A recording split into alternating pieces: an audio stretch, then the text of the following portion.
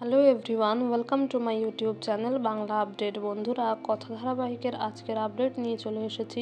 টিভির আগে আপডেট জানতে যুক্ত থাকুন আমাদের সাথে।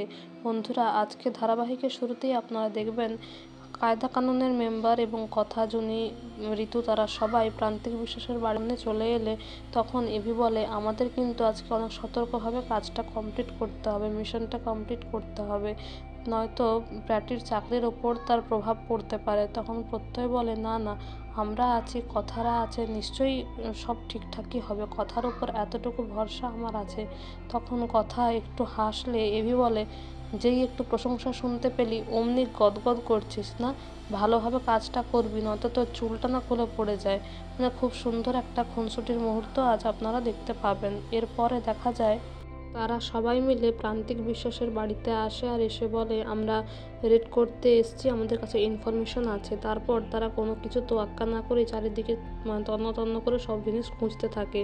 কথা প্রান্তিকের ঘরে চলে গেলে প্রান্তিক কথার হাতটা ধরে নেয়, তাকে আটকায় ইনভেস্টিগেশন করতে। তখন এভি আসে, তার হাতটা ধরে নেয়, মানে প্রান্তিকের হাতটা ধরে নেয় আর বলে একজন অন ডিউটি মহিলা অফিসারের গায়ে হাত দিলে তার ফল কি হতে পারে আপনি জানেন তো, আমাদের আটকাবেন না, কাজ করতে দিন। তারপরে আপনারা দেখতে পাবেন যে এদিকে এভির মা, যে কিনা স্মৃতি হারিয়ে প্রান্তিক বিশ্বাসের বাড়িতে থাকে, কাজ করে, সে সেখানে মা আনন্দী, মা কালীর পুজো করতে থাকে আর বলে আমার যদি কেউ আপনজন থেকে থাকে, আমার ছেলে যদি থেকে থাকে, তাকে তুমি সব বিপদ থেকে রক্ষা করো।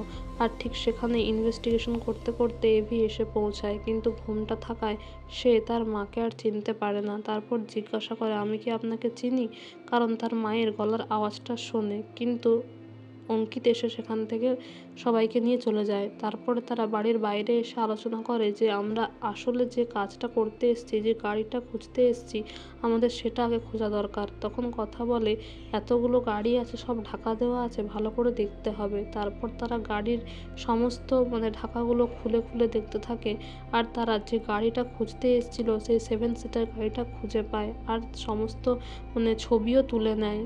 আর তারা শিওর হয়ে যায় এটাই সেই গাড়িটা। অথচ এদিকে মিস্টার জয়দেব বিশ্বাস প্রান্তিককে বলে যে রেড করা অফিসের আইডেন্টি কার্ড তো এরম হয় না, তার কারণ মিস্টার বিশ্বাস কথার আইডি কার্ডটা দেখে নেয়। তখন এভি এসে তাকে সামলে নেয়, কথাকে সামলে নেয় আর বলে চল এখান থেকে বেরিয়ে যেতে হবে। তারপর তারা ছুটে ছুটে সেখান থেকে বেরিয়ে যায়। পেছন থেকে প্রান্তিক বিশ্বাস এবং তার বাবা সবাইকে ধাওয়া করলেও শেষ অবধি খুঁজে পায় না, কারণ তার আগেই তারা বেরিয়ে যায়। কিন্তু বেরোনোর পথে একটা লোকের সঙ্গে কথার ধাক্কা লাগে। তখন লোকটা তাড়াতাড়ি মুখে একটা রুমাল বেঁধে নেয়, কিন্তু লোকটাকে দেখে কথা চিন্তা করতে থাকে যেন সে লোকটাকে সে কোথাও দেখেছে। কিন্তু এভি এসে কথাকে নিয়ে সেখান থেকে চলে যায়। আর মিস্টার বিশ্বাস আর প্রান্তিক তাদেরকে ধরতে পারে না, কারণ তারা খুব স্পিডেই গাড়িটা নিয়ে বেরিয়ে যায়। তখন মিস্টার বিশ্বাস বলে যে জয়দেব বিশ্বাসকে ফাঁকি দিয়ে তার ঘরে রেড করা দেখতে হচ্ছে। এদিকে গাড়িতে আসার পথে প্রত্যয় বলে জোর বাঁচান, বেঁচে গেছি। তখন অঙ্কিত বলে হ্যাঁ, আর একটু হলে ধরা পড়ে যেতাম। সবাই কথা বলতে থাকে, কিন্তু কথা কোনো কথা বলছে না দেখে এভি বলে তুই চুপ করে আছিস কেন, নিশ্চয়ই তোর মাথায় কিছু চলছে, কি চলছে বল। এদিকে কথা মনে মনে বলে আমি কিছুতেই মনে করতে পারছি না লোকটাকে কোথায় দেখেছি, মা আনন্দী তুমি আমায় মনে করিয়ে দাও। আর ঠিক সেই সময় কথার মনে পড়ে যায় যে সেই শঙ্কু কাকার যে জেলে মৃত্যু হয়েছে সেখানেই সেই লোকটাকে কথা দেখেছে। তাই বলে পাচক মশাই আপনি গাড়ি থামান। তখন এভি গাড়িটা থামিয়ে দেয় আর বলে কি হয়েছেটা কি। তখন কথা বলে ফেরার পথে যে লোকটার সাথে আমার ধাক্কা লেগেছিল সেই লোকটা আসলে অন্য কেউ না, শঙ্কু কাকা যেদিন মৃত্যু হয় সেদিন জেলে ওই কয়েদিটাকেও আমি দেখেছি। তখন এভি বলে তার মানে তো, তখন প্রত্যয় বলে কিন্তু ওই লোকটা তো শঙ্কু কাকার অনেক পরে জেলে এসেছে। তখন কথা এভি বুঝতে পেরে যায় যে আসলে ওই লোকটা ইচ্ছে করেই শঙ্কু কাকাকে মেরেছে। তারপর তারা কথা সবাইকে বলে যে আমাদেরকে ওই লোকটাকে ফলো করতে হবে, তার কারণ সেই লোকটা আমাদেরকে এই রেড করার অফিসারদের বেশে দেখেছে। ওকে যদি আমরা ধরতে পারি তাহলেই আমরা বুঝতে পারবো আসল সত্যিটা কি। আর তার মুখ থেকে অনেক কিছুই জানা যাবে আর প্রত্যয়িত চাকরিটাও ফেরত পাওয়া যাবে।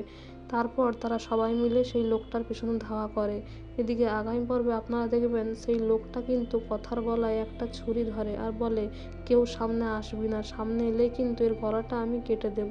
তারপরে এভি অঙ্কিত প্রত্যয় মিলে কথাকে বাঁচানোর চেষ্টা করে।